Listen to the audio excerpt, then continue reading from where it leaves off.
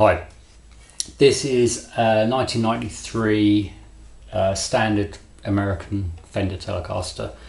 I think the colour is called Midnight Wine. I think it's Midnight Wine. It's got all the sort of the things you'd expect a 90s Fender Tele to have. Really, it's got really good quality Fender machine heads.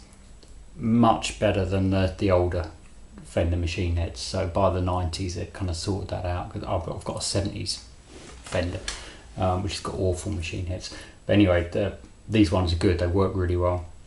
They're not locking or anything, just standard machine heads, work perfectly well, stays in tune brilliantly. It's got a really nice neck on this one, really nice. It's quite a slim neck, sort of C shape, but quite a slim one, but very, very nice. And it's because it's how old is it? It's 30 years old now, 31 years old. Yeah, so it's had a lot of playing, even though it's in really good nick.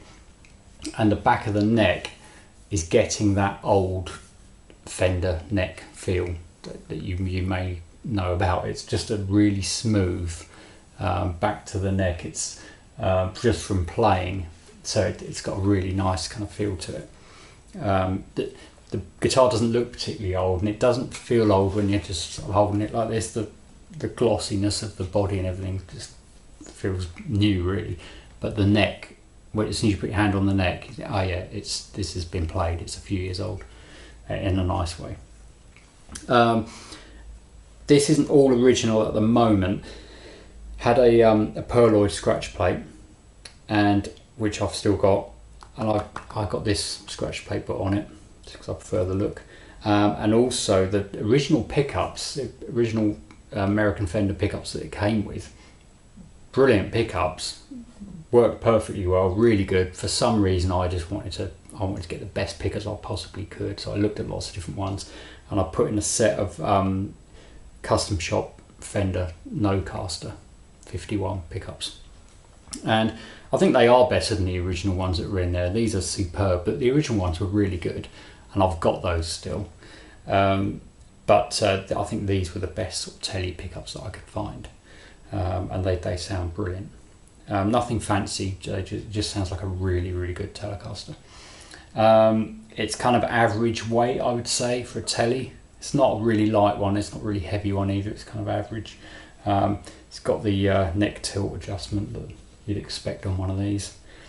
And the previous owner was a friend of mine who I know. When he bought this, he bought it brand new, 1993.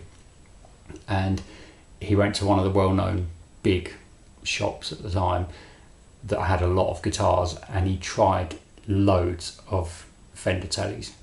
And I think he spent a long time in there, and he tried all the Teles they had, and this was the one that he came out with. So it is a good one. Anyway, I'll plug it in. I've done some demos with this guitar anyway, but I'll plug it in now and just run through a few sort of basic sounds on it. I'm going into the BluGuitar AMP1. I haven't got a speaker simulation or anything with it, so it's just the basic BluGuitar AMP1 sound. And I'm going to use my Wampler Tumnus Overdrive just on a really low gain setting. That just kind of adds a little oomph to the sound, but it'll still be pretty clean.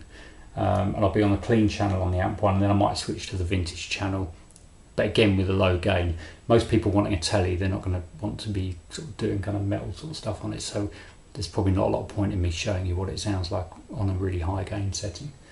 So yeah, I'll plug it in, show you what it sounds like.